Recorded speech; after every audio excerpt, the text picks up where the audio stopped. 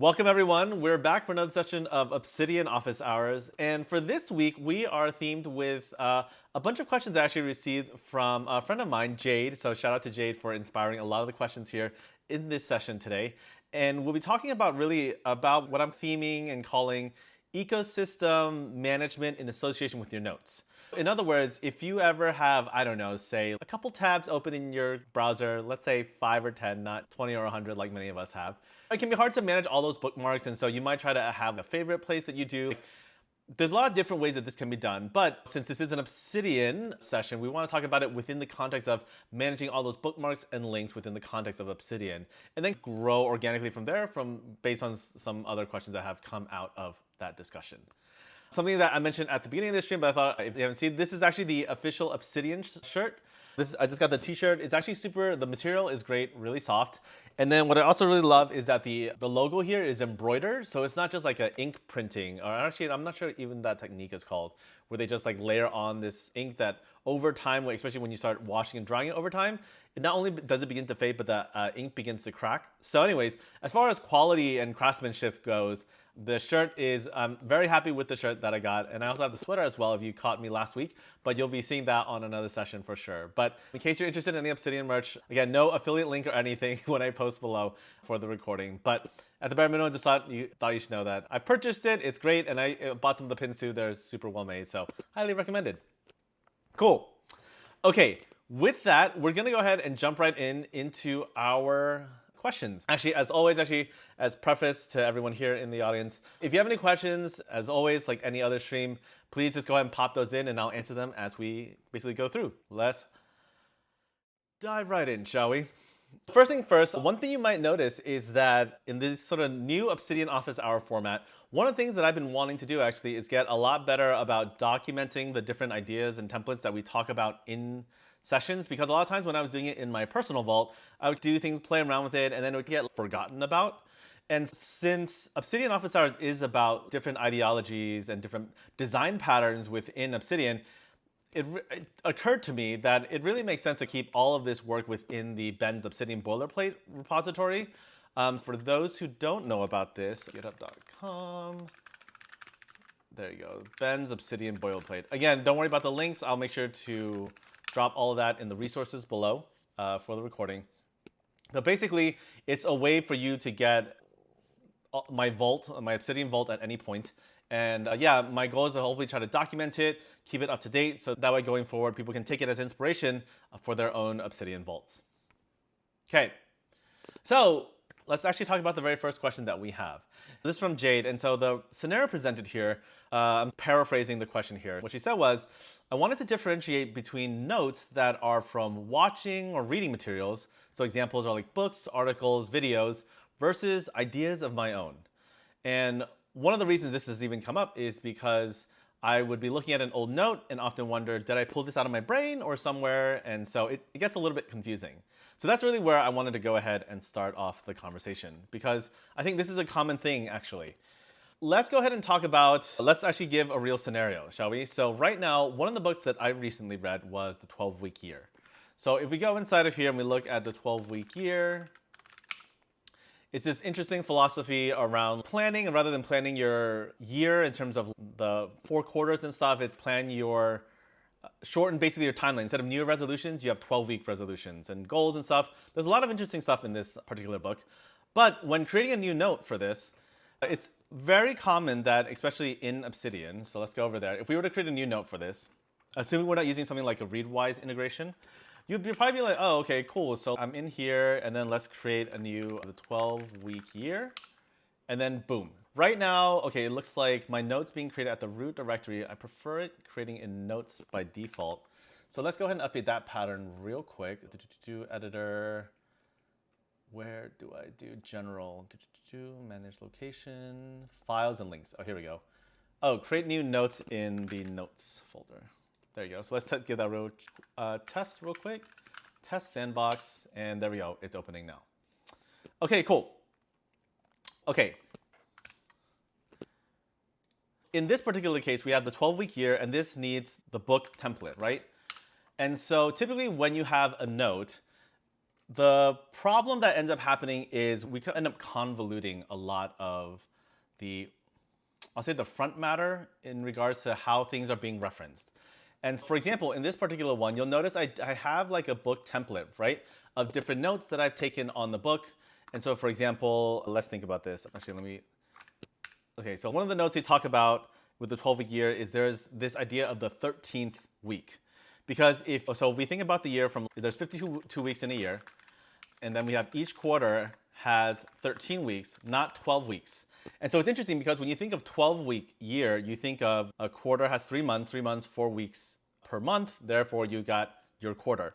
But actually, every quarter has 13 weeks, and they have this interesting concept that the 13th week is actually like this sort of buffer week that you actually don't account for. You only plan for 12 weeks because the 13th week is allowed for basically either you need a little extra time to finish up what you plan to do in those 12 weeks, or you can use it as a retrospect, or maybe just use it as a break. And I thought that was really interesting, right? So it's like the 13th week as a concept. And normally as you're going through your book, it's pretty easy to just go ahead and just keep taking notes on the 12-week year, a note that is actually the book. But this then leads us to the issue that Jade happened to mention, which is like, how do you know then the difference between your notes versus things that are like actual references? And so that term I'm going to use because if we think about the 12-week year as what it is, yes, it's a note that happens to be titled 12-week year, but really what this is a reference to something specific. And so something that I might typically do is I'm actually change the tag to type book, for example, because it's no longer just a note, it's about a specific book. If you want to be even more specific, one of the things I actually did was I actually did a refs book at one point. And the refs, for those who are programming nerds, come from reactive references, basically references within the JavaScript frameworks. And so I'll say, oh, cool, if it's like a reference, then that literally is like a reference to a book. And so for now, I'm just going to go back to type book because I think that's a little bit easier for people to parse rather than like ref book. And so when you have type book, what's important here then is, let me actually delete some of this metadata down here, is that going forward, what this really is, this is a place to just collect information about this particular reference. For example, if I wanted to know who this was recommended by, actually I realized, this is why I'm doing all this stuff inside of the boilerplate, because it helps me to realize what patterns I'm not tracking inside of here. I have this recommended by front matter property of who's the one who recommended it to me. And so in this particular case, actually, I happened to stumble upon the 12-week year because of Instagram in this particular case. So this is what I probably would typically do. And then I'll just know basically going forward that if ever someone asks like basically where did I hear about it? Oh, I heard about it from basically an Instagram reel. And what's great about this is that you're basically focused on keeping really, call it like factual things, like basically like attributes that relate to 12-week year. But then when you're taking notes though, this is where I would say the differentiation is that you don't actually take the full notes inside of here. If anything, what we should do is we can say, okay, instead I'm going to create the 13th week right here. I'm going to delete this, and then I'm going to open this, and then we'll clearly need to update some of my automated workflows that we have from my personal vault. But so I can basically say each quarter has 12 weeks, and not 12 weeks, but it's easy to think of a quarter as 3 months of where each month has 4 weeks. Okay. And then 13th week is considered a buffer, extra time for work or retrospect, or even relax and play. Cool. Okay, so what is the difference in doing it this way? The key thing here is that now the 13th week becomes the actual note. And while the concept itself is originated within the 12-week year book, you can actually see that as a linked mention. And something that I also do within my front matter property that I've been doing lately is I have this related front matter property. And so with the new Obsidian properties, you can actually link things directly. So if I want to be even more explicit, like just to show the relationship, I'll just drop it in here just to know that there is that explicit relationship. And then what's great about this is where the source is from. And then over time, you can basically build out this idea. And so for me, I would probably either do experiments with the 13th week or more importantly, connect it to other ideas. But then all of a sudden, these concepts that you're taking notes on, that you're growing over time, have a clear delineation between the 13th week that is a type note, and versus the 12-week year, which is just a straight reference. And so in regards to managing this as well, one of the things that I might also mention is that an advantage that you might get though by doing the refs approach instead is that if we want to say do visualization and we're looking at the graph, so if we go ahead and let's say open the graph view, let's go ahead and take a look at what we got here. Okay, cool. So inside of here, if we take a look at the settings, we can then look at any tags that are refs. And this time, let's go ahead and make this one blue, like a light blue, just to make it really easy to see. And the thing about doing everything via type is that you have to then remember explicitly which one are your references. And in Jade's particular question, there was like books, articles, videos. I mean, there's a lot of different formats that you might care in terms of. And so rather than having to do like type book, type article, type videos, for example, one of the things that honestly, as I'm talking about this, I'm most likely going to do in my own vault is that references really basically will live as their own tag. And then there'll be categories underneath it to just delineate just a little bit in terms of the child hierarchy. But otherwise, you'll see that it just makes it a lot easier to then separate what might otherwise be regular notes, because everything else that's a type, like timeline, person, event, these are things that I'm actually creating and like making notes about. And then, so at this point, the other ones that might actually be worth mentioning that might make more sense as references, I've realized, is like person might actually make more sense as a reference, because once again, there are attributes about people that you're taking notes about, but then beyond that, they're often connected to actual notes where it's like ideas that you have about the thing, so about people, whether it's gifts and that kind of stuff. So that could be certainly one approach that you take with it. Oh, actually, the other thing I do want to comment on this particular thing. If you haven't heard of Maggie Appleton, I'm a huge fan of Maggie, and she has this gorgeous website where she does like visual essays and stuff. To show you what I mean, let's see, does she have? Yeah, look at this. I think I probably shouted out her page a couple of times on this particular stream, this series. But anyhow, look at this. These are illustrations that, if I'm not mistaken, she's the one that does all of these, and I absolutely love it. And so she'll talk about the idea. Let's see, does she talk about the evergreen? Yeah, okay. So this is a concept I've actually been playing around with mentally in terms of thinking about how that might work within my own note system. But in terms of also talking about the whole management of media to notes and the relationship of notes and growth, which actually will tie into a question that Jade has later on, I actually do think this categorization of notes is actually a really good one. And so as you can see here, there are seedlings for things that you basically just like, you plotted it down real quick. So in fact, if we take a look at the notes that we did here for the 13th week, this idea, it probably does qualify as a seedling, because seedlings are ultimately notes that you've basically had a chance to plot it down, you've given it some thought, but there hasn't been a lot of time for the idea to mature. And then, as you can see here, budding, it seems like the next iteration. Seedlings are something I would imagine, if I think of it from my own note-taking perspective, is a note that has, basically we planted it and then we walked away from it. And for an idea to really go from budding to seedling is where you open it up and you basically get to iterate on the idea and really start to give it a lot more, call it heft, and a lot more thought through it. And spending that time allows you, as Maggie says here, that she's actually cleaned up and clarified, which I think is really the key here.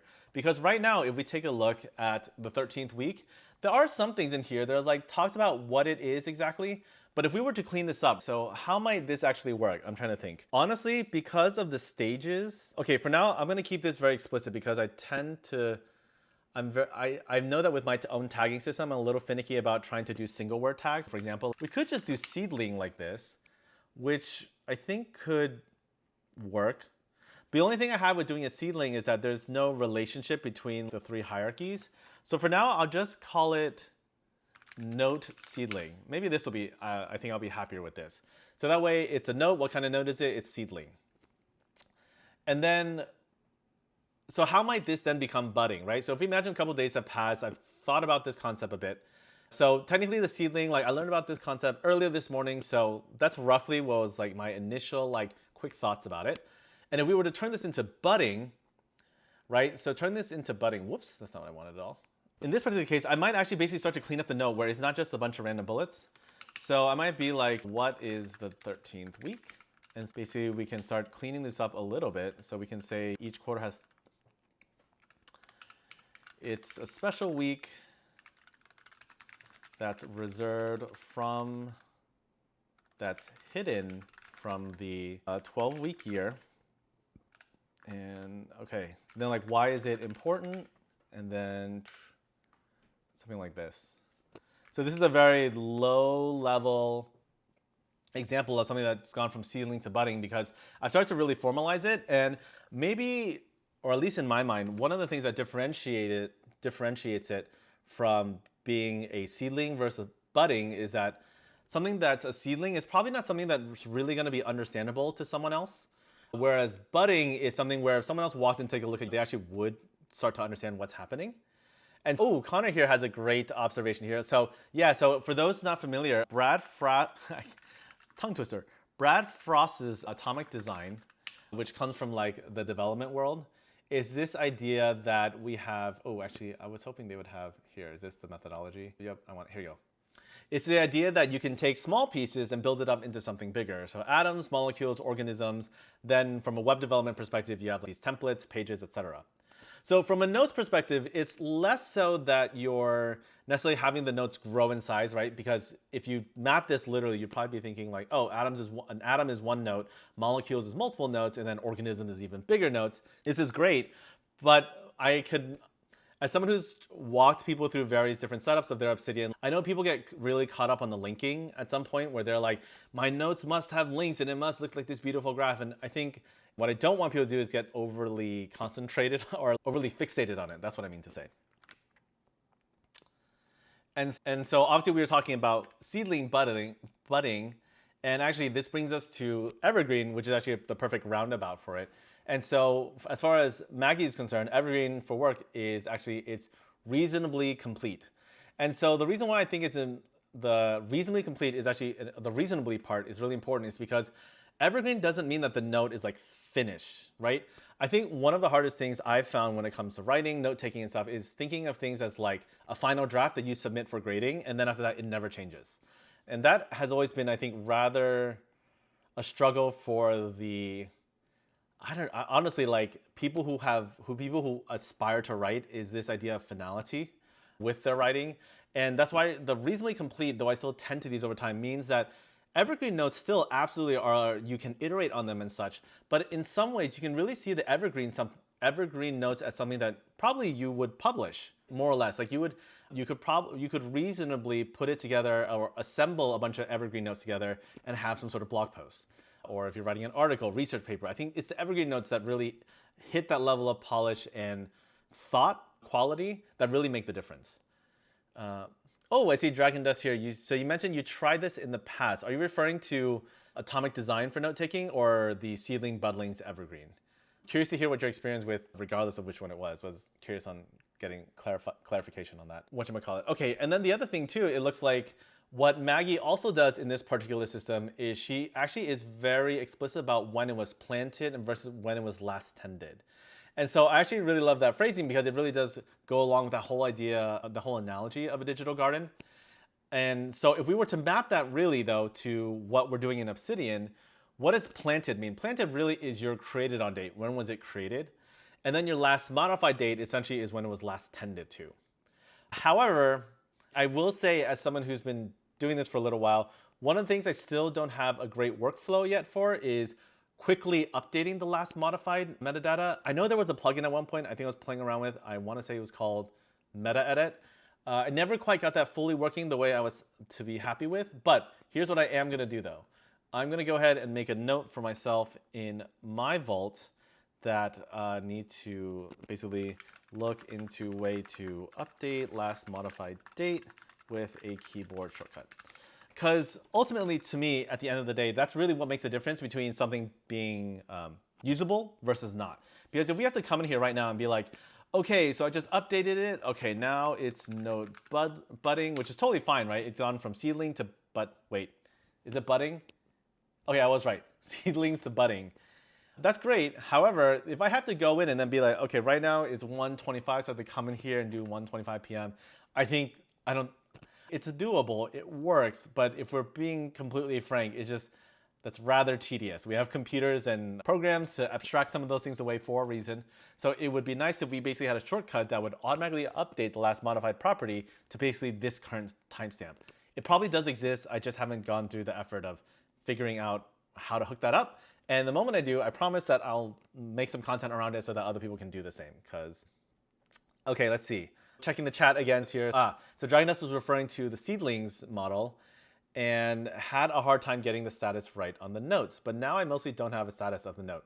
Yeah, so I would say the main thing here, if we're thinking about the reason we're doing things, and I think this is one of the biggest challenges of Obsidian, to be honest, is that because it does give you a lot of options or a lot of plugins and almost like a non-opinionated way of doing things, people oftentimes get caught up in following like best practices.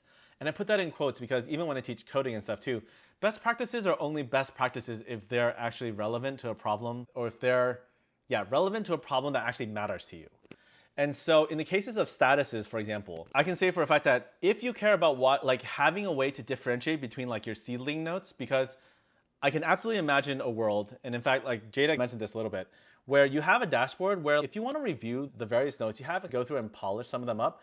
It would be very useful to be able to see all your notes that are seedlings, and then maybe check out your budding ones. And then, especially once I get the last modified date thing working, then we have the ability to also then say, hey, what are some evergreen notes that I haven't touched in a while, because I can check the last modified date, and if it hasn't been updated in a little while, we can actually basically take a look, go in there and make a change.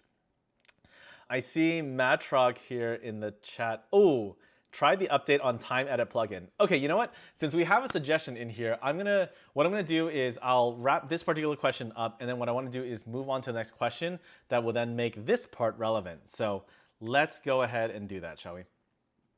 Okay, so that takes care of this, the whole kind of concept of references versus notes. And then we started transitioning now into this next part, which is really the concept of living versus stale notes.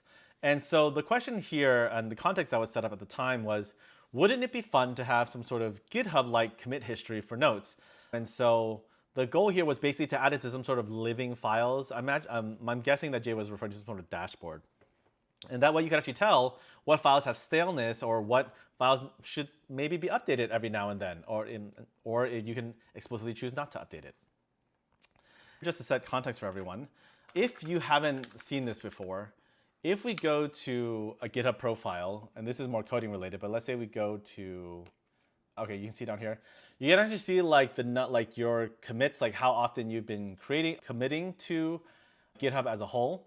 But then the other thing that actually was mentioned regarding the notes specifically the question that Jade had mentioned is that if we go into say, okay, if I open like the view docs, for example, and we look at this particular note, let's say the README, we can actually come inside of here, and there is a way to actually see some sort of commit history on like how the note has progressed over time.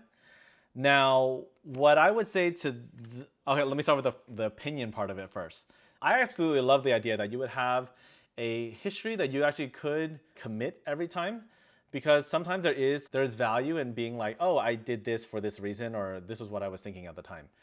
And so if we look at Obsidian Sync, if you happen to use that service to sync your notes, technically they do have version history in that, but then you lose the commit history, like in terms of messaging and that kind of stuff. Generally speaking, I would say at this time, as far as I'm aware, Git commit history or note commit history is not quite as common. Now, however, one thing I would propose then for those who want a sort of archival reference of how the note has grown is really, this is borrowing from the development community. I would just have a section, oh, not that one, this one. I actually would just have a heading too inside of the notes that are a changelog. And so then what I would do then is basically like, I would say, oh, I don't have a today template. Okay, we're gonna make that real quick actually, because I do wanna illustrate that. So today template, here we go. So I'm gonna create a new template called today now. And so If you're wondering why the weird naming today now is because sometimes I'll think of it as now, sometimes I'll think of it as today. And so it gives me autocomplete for both because when you're doing templates, you don't have the ability to actually do aliases, which is sad to me, but that's totally fine. So I just pasted it in, and then I'm gonna do Command M, which for me, just to show you the actual command, you'll see that it's move current file to another folder. And so I move files a lot, especially if I'm reorganizing, which is why I have the M marked as a hotkey. So I just go M templates, and then what that basically does, if we take a look at the left-hand side, is you'll see now that Today Now actually exists inside of the templates folder where it can now be referenced. So now what I'm gonna do here is I'm gonna close this up, and so I'm gonna say today. So you can see here, boom, it automatically pulls out like the date, and then if we really wanted to, oh, that's why I didn't do, I remember now, because I'm looking at my personal vault, and I did not have now as part of it because now used to include the time. Although, what the heck did I just do with my template? It just disappeared. Today Now template. Oh, I accidentally moved it out. Okay, moving it in. Boom. Okay, I'm just call it today then actually because now indicates that I can put a timestamp on it. Timestamp on it. Let me see actually for those, but I can totally see people who would want that kind of thing. So I'm gonna go ahead and actually create another one called current timestamp. And then once again, let's call this now, and this will be a template. Move it to the templates folder, and then we copy this segment over. So just so you can see the two side by side, you can see they basically look identical. The main difference is that there's a formatting difference. So in case you're new to the sort of JavaScript programming world, basically all this is it lets you define a format, which you can look at, I believe it's moment is the syntax that we're looking for. So I'm gonna actually make a note because that's another reference that you all will probably need in the show notes. Okay, so now, for example, then, if we open up the 13th week, this might instead be something like, if I did now, so it could be like updated note to note budding. Oh, I didn't actually want to link to maybe note budding status, added my thoughts on why it's important. And then say, for instance, again, if we wanted to, this would be now. I read the book around, I want to say it was like 7 a.m. today, so again, for the sake of discussion, it'll be something like this, and then be like, learn about this concept, and wrote the first note seedling. Okay, oh, I see, hey, Nate Dunn here in the chat, welcome. Honestly, that's something I will make a note of. My Twitch commands are horribly, actually, I think they're basically non-existent, and I'd love to get better at that. But actually, the keyboard, unfortunately, that you will see on the uses page is not the most updated one. The one I'm actually using is the Keychron K9 Pro. And basically, it's a 60% keyboard with low profile Gateron Brown switches. That's the one that you're currently hearing on the stream if you can hear me typing. I'll do a proper review on that at a separate point, but let's get back to this particular question. Okay, so as we can see here, this changelog does provide us a bit of that commit history. Now, it does pollute the note itself in the sense that now you have this thing that lives on your note. But again, if this is something that you actually want to see in terms of the growth over time, I think the trade-off is actually fairly moderate because once again, I don't know if you just saw, but you can collapse the headings so that way you can still see the rest of the note. And then if you really cared about it, you could always do a call out. So if I'm not, what were the Obsidian call outs? Actually, I don't think I have, oh, I do, I think I have a note on that. So if I go to the theme file and I look up the call outs, here we go. So there's nothing stopping us, for example, from, let's see, what is considered like a changelog icon? I think a changelog icon, I like this purple one because it's like a list of stuff. So if we were to do this again, an option here that I think would actually might work out well is we could do like this, changelog, I think. There you go. And then I think I can make that an H2. Oh, that's too big. Okay, never mind. Scratch that. I'm gonna make it changelog like this, and then I think we can drop it in like this. Okay, let's see how that works. Okay, great. And then I think if I add the minus here, there you go, collapsed. Okay, let me just do this real quick. And then this here. Yep, and then that there. And that there. Okay, I think that covers the, there you go. And so now this particular snippet here allows you to then have your changelog of what has happened basically to your note over time. And that's an example. So what I will do, again, since we're putting into practice what I talked about regarding design patterns, so I'll call this a changelog. I'll just call this a changelog pattern for now. And then this is the callout version. Whoops. So let me install a front matter here. I'll say this is a callout version. And then we can certainly have this whole thing. Okay, heading version. And then in the heading version, we get rid of all the quotes. Something's gonna mess up formatting, I already know it, but it's fine. And then we have the book. Ooh, actually, I would like to improve this. Again, I'm a big fan of icons just to oh, wait, what am I talking about? I said differentiate things visually, but I just realized this already has an icon of the list. Scratch that, never mind. This is the heading version. You can see here that, there we go, change log. I don't love that there are two things, so I'll just do it like this. There we go, callout version, heading version, do change log, great. Okay, and that settles that piece. All right, so we have this pattern now inside of here, which is great. Oh, things move way too easily. Okay, cool. Okay, so that actually takes care of the first part then regarding the question to actually see some sort of commit history is to basically manually create your own changelog. And so once again, to wrap this up, the key parts that make the changelog easy to update is one, you're using a Templater, some sort of templating plugin. Again, Templater is what I recommend. And then the ability to insert a template, that modal in particular, is the one I've been using that you've actually been seeing, because I apologize for not referencing it earlier. But if we just look at this in practice, we can go to the changelog pattern, and then I can add a new bullet. So my keyboard shortcut is Command-Shift-I for insert. Basically, is how I'm thinking of it. I'm inserting a template. And so then I can be like, I can current date timestamp now, and then this is my note, essentially, is what's happening. The other tip that I'll give then also is that if this is something you're doing often, something within the Templater plugin, which it had, is that you can do hotkeys specifically for the thing. For example, in the case of the now one, so your current timestamp now, we can basically add a hotkey for this particular thing. So that's not what I wanted to do.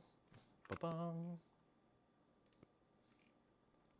Yes, configure hotkey. Oh yeah, Templater, insert template, create now. Okay, so I'm just gonna create, if I were to do this timestamp, C is usually taken up by copy, so just in terms of people coming up with stuff. T is usually very popular as well. Now, the N is usually like new or some sort of version of that. So for now, I'm actually just gonna make it another M because I don't think we have another, oh, we do have M. This M has a conflict. Which is the conflict? Let's see, periodic notes, open monthly note. Okay, fine. Maybe, okay, I'll just do O. Okay, O is fine. So now O, so again, I usually try to create a hotkey that like has some sort of, not quite a mnemonic device, but something that makes me remember it. So now you can see what I can do now is Command-Shift-O, boom, there's my timestamp. And so that's an even shorter version of doing the Command-Insert-I. But for me personally, again, I'm probably not gonna be inserting this that quick at such a frequency that I'm gonna commit a specific hotkey to it at this point. But I did wanna just share that as a tip in case you're like, oh, I'm doing this a lot, then probably makes sense for you to have a template that you can just drop in with a simple keystroke, like 2 or 3 keystrokes. Cool. Checking the chat, okay, cool. Great. All right. All right, cool. And so that brings us to part 2 of this notes, right? We've talked about living staleness and seeing how things are growing. Now, in terms of staleness, one of the things that we started talking about in the first part, the question regarding references versus notes, is the idea that if we're talking about notes that are planted, in other words, when they're created on, and using Maggie's idea of when it was last tended to, which is another word, last modified, we really do want a way to very easily update the last modified date without manually checking the time, going in, and then updating it. And the chat is awesome, and Matrog specifically, shout out for recommending this plugin that we're gonna try live together, which is the update on time edit plugin. So what we're gonna do, let's go ahead and open our community plugins, and let's look for this update on time. It looks like update time on edit is what it is. And so it keeps front matter in sync with last edit time. Okay, so let's learn about this because I will say I did deep dive on this topic a little bit, which is why I got blocked at one point, but let's learn about it. It seems like saves metadata when it was updated and the time of creation, if there is none. That's fine. I already know how to do that. Keep in sync with M time, keep in sync with C time. Customize date format, okay. Read seed time, end time from Obsidian and thus the file system. Okay, this is actually the concern here. If the file is changed from an external source, the header keys will be updated. Just a little bit of nerding out. The one other reason why this is actually a complicated topic in terms of updating the last modified page, or the meta field, is because you actually have to define what it means to be last modified. Because general definition is anytime the file itself has been changed, then it's changed. But that problem is that doesn't necessarily mean that the text has changed. That doesn't mean that you went in there and changed it. It could be for any reason. And so one of the, call it like, learn from my experience, like anecdotes that I have, is I used to have all my vaults in Dropbox. And so for whatever reason, I want to say at one point, Dropbox felt the need to like either refresh, recreate all my files or something along those lines. So the contents of my files did not change, but as far as the digital property of the file, it absolutely did change because it essentially got deleted and recreated, and then it just messed up all my dates. And so that's something that basically needs to be considered with that. And so I see Dragon Dust here. I use the Vault changelog plugin to get a list with time and note name. Ooh, Vault changelog plugin. Okay, that is something we're absolutely going to check out as well in this session. So let me go ahead and make a note of that. Let me first drop this particular plugin into the resources because for those who are interested in this, I absolutely do think this is worth checking out. In fact, because we'll try it out for a little bit here, but based on my experience with the past, I want something a little bit where I have a little bit more control because once again, I don't want the front matter to modify without basically my explicit, I'll say consent. I don't think that's the right word that I'm looking for, but basically I want to be intentional about the update because I came in there, I switched it up, boom, I hit the last modify is what I'm thinking. Okay, and then Dragon Dust, you mentioned the Vault changelog plugin. That's another thing we're going to take a look at as well because I do think Vault changelog plugin, that sounds like it has a lot of potential. Hey, Thesis, how's it going? Good to see you. Okay. Let's install and just see how this works right out the gate so people can see actually what's going on here. So we've installed update time on edit. Let's go ahead and enable it. Great. Okay, keep front matter sync in. Okay, so my first thing is I actually want to see the settings on this. Cool, you can exclude certain folder to exclude updates. So for now, I'm just gonna, how about, I only wanted to include a certain folder, but it's fine. Okay, so minimum minutes needed between updates, that's fine. Date format. Okay, so it uses date functions to update. That's fine. We're not going to update all files. That's very dangerous. Okay, what is called? So I'm going to say last modified. And this will be, let's see. Created on last modified. I believe I say last modified on. Okay, so this is actually interesting. A short discussion. So updated and created are very short front matter properties that I like a lot. However, one of the things I've been thinking of is, especially when we're thinking about data being parsed in the future for other things, it's actually hard to tell. Unless you keep a property list of everything that's a key, it's usually nice to have some sort of signifier within the naming convention that helps it to indicate that it's actually supposed to be a date. Rather than last modified on is a bit of a mouthful. So I'll have to give that some thought whether I prefer updated on versus last modified on. There's something about last modified on that does ring a little bit truer with me. But anyhow, let's just keep it to the convention. But that was just like a short discussion on this. And this should be created on. So that was actually consistent. Bum, bum, bum, bum, bum. Okay, I think this is good. Okay, so assuming this works, we should be able to come inside of here and make some changes and something. Oh. This is updating, and then we are going to go and make something happen. I think it's waiting for us to pass the minute mark. So right now, yep, it's 1 . Okay, so we should see, I guess I'll go back here, Has this been updated? This is 125 was last updated. So if I just click inside of here, let's see if it actually does update. Doesn't look like anything's happening, but if I come inside of here and make modifications, does this count? There you go, that did update. Okay, that works. And then here, that it did not automatically update it because a minute has not passed. So now that I make the modification now, it should do it now. This is my change. Interesting. You think that the 148 would be enough time between the two. But on the other hand, we did see that it did update, which was nice. It gave you a little notification up at the top that it did work. And this is what's going on. So if I just modify this, nope, nothing. Okay, interesting. Okay, so anyhow, we see that the plugin does work, but again, I have expressed some of the cons of this particular approach, and I do think it's rather interesting that I've made a decent amount of updates at this point to this note, but nothing has updated on the last modified since we've opened it. So again, I was hoping it would be, but again, I guess let me double check before it looks like, yeah, number of minutes between update. So 1 minute should totally be fine, and it should have been more than a minute, but it hasn't updated. That's fine. Okay, so the other thing though then is, the other thing I want to take a look at, oh, close the note. Okay, let's close the note, reopen the note. Oh, close the note, reopen the, okay, I do see that. It is say 149 now. So if I close this and open this, that's fine. This has not been updated yet. 108. Okay. I modified it. Close, open. This is my table of contents. All right, there we go.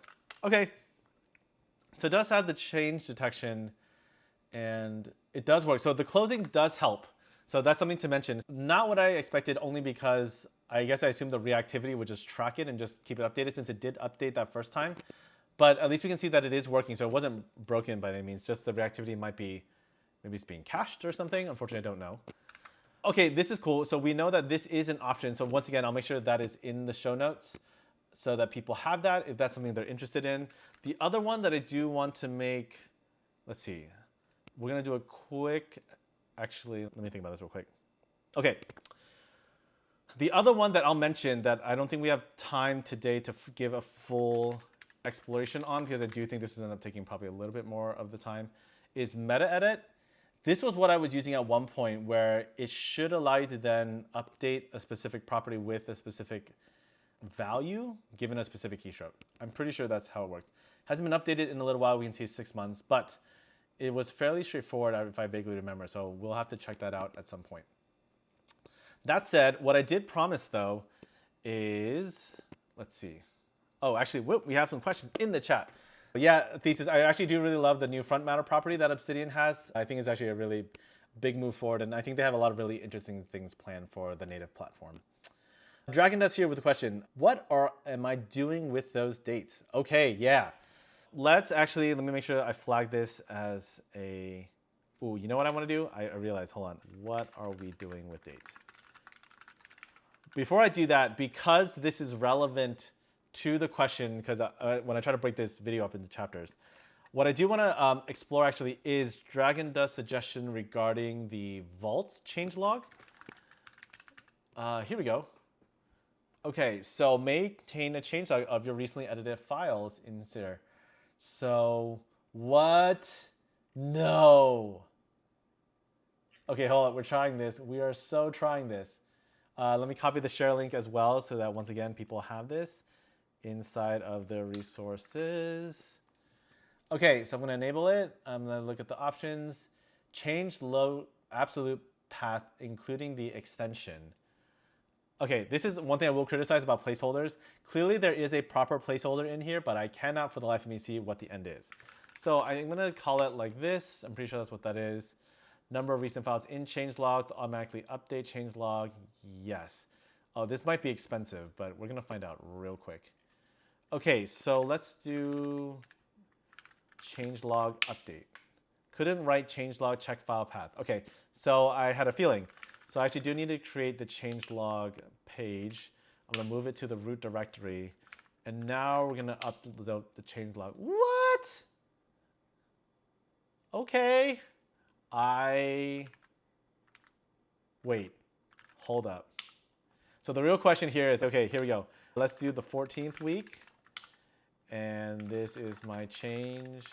And we have the 15th week, enter front matter. Then this is more notes. Okay, change log here. 14th, 15th. Oh, wait a second. So this is what I thought. Okay, so this means that the change log only shows a certain amount per day. So meaning if I wanted to, I had to do it a bit longer, and then I could update change log. There we go. That would go a little bit further back. Okay, so this is really cool because what it does mean is that we have the ability to get a short, or basically a populated changelog that would be fairly easy to copy and paste into a daily note if you wanted to see things like growth and what has changed over time. It makes me think it would, yeah, it's interesting. You do end up seeing like this sort of commit graph approach, which ideas are brewing. I'm not sure how to use this just yet, but for those who care about this, you now know this is available. Huge shout out to Dragon Dust in order to just be able to see what notes you've been working on what days. You can see I was working on this on January, and it has been like 6 months since I updated this. So this is actually cool for quite a few different reasons. Although, is this actually 100 items? Maybe it just doesn't have the history for 100 items. This does not look like 100 items. Anyways, okay. Thesis, as far as the projects plugin, I think I do actually have a recording if you check out the channel. I did it, I think, when it was released earlier, but I actually haven't done a deep dive round 2 where I showed what I've been thinking about it and updates on it, because I did think it had a lot of potential at the time, but it just, I had not really latched onto me. But if you want to get some of my thoughts, I think that there should be up on YouTube. If not, I'll double check on that. Okay, so the final question for today that we're going to do is from Dragon Dust, and it's in regards to the dates here. If we take a look, okay, let me delete some of these notes because this is not relevant to most people. Okay, 13th week, yep, this stuff will be removed from the sandbox eventually. But if we look at the 12th week year, so what are the purposes of having these metadata properties, right? Since we're on this topic as a whole, I just thought I'd walk through them. That way we get a holistic view. But basically, when it comes to dates within front matter, the reason I even bother keeping track of them, one, you bring up an excellent point, Dragon Dust, which is that absolutely for searches and data view, it's really nice to be able to be like, okay, I want to have these notes within these particular date ranges. And so that way, especially one of the things I actually have for events, for example, and I might as well log this. Do I have an event template? I don't. Let me just do like event page template for now. Inside of here, what I typically have is something called occurred on. Oh, it looks like it did get transferred over, interesting enough. And what I do here is I actually do an actual periodic note on this particular one, just because I want the explicit linking. But otherwise, you can totally imagine that this is also a date time property. And because, let's face it, just because you create the note on a specific time doesn't really mean anything. As far as the created on, think of it more like a curiosity. I just like to know what notes I created when. And so the reason so it's more of an intellectual curiosity than anything else. In fact, one of the patterns I have in my daily notes is that I have a section that queries any note that was created today. And so it's nice because I started doing that recently. And so at the end of the day, you can actually see what notes have I created, what was I thinking about? And it makes it interesting to see where your brain was at that day on what you were thinking. The last modified is basically as you would hope, you're looking at the recency, when you would last tended to it, and particularly to the question of staleness. If this hasn't been updated in a while, it would be nice to know that and then make modifications should I choose to, basically. And then the third date, though, that I think I would say that I think that is really solidified in my system is the occurred on. Because for, I'll say refs event rather than type event to start fleshing out this idea. Because events occur on specific dates and times, whereas created on last modified, those are completely irrelevant to where it affixes to the timeline of your life. So occurred on is one that I've basically found useful for that reason. And then more importantly, if you're doing to sort, like if you're planning like out your month, you can actually see what events are happening on certain days. You can break it down pretty crazily. But I would say These are the main three properties that come to mind when it comes to dates that I use within the front matter property. Hope that helps to answer that question. Cool. All right. So we've covered quite a bit today. We've gone through a bit of theming regarding like ecosystem, managing external links, to how that relates to our notes. We talked about how to resolve living notes versus stale notes. We covered quite the list today. And again, huge thanks to everyone who was able to join live today. All your questions and comments were super helpful. So we got to check out a bunch of new plugins as a result. Specific shout out to the Modify last update or update on time edit. Hold up, I'm totally botching the name. Do update on time edit plugin, as well as the Vault changelog as well. So big shout out to Matrog and Dragon Dust for suggesting those plugins for us to check out and share with everyone. But otherwise, let's see. Oh, I see JD. Oh, I get it. Thanks so much for joining the stream. Okay, final shout out goes out to Jade for inspiring this whole session. We still have some topics that I'd love to cover from Jade. So there are some questions regarding bookmark management and tab management, which we did cover at kind of a high level today regarding like refs and how to start separating out the mediums that are pure references versus actual notes and ideas that you have. And so the thing I wanted to do a deeper dive on, which is why we don't have time today, is there's an actual unofficial Obsidian web clipper that theoretically allows you to basically, when you're in your web browser browsing and you, instead of like just leaving your tab open or putting it in your bookmark or manually transferring it, theoretically it should allow us to then click on the extension, maybe make some notes, and it would create it directly inside of our Vault. That is the idea. I've looked over the plugin, it looks pretty stable, but I figured we'll go ahead and play around with that together live on the session. So with that said, once again, it's been an absolute blast. Thanks everyone for hanging out, and I'll catch you next week for another session of Obsidian Office Hours. Thanks and hope you have a wonderful day. Bye everybody.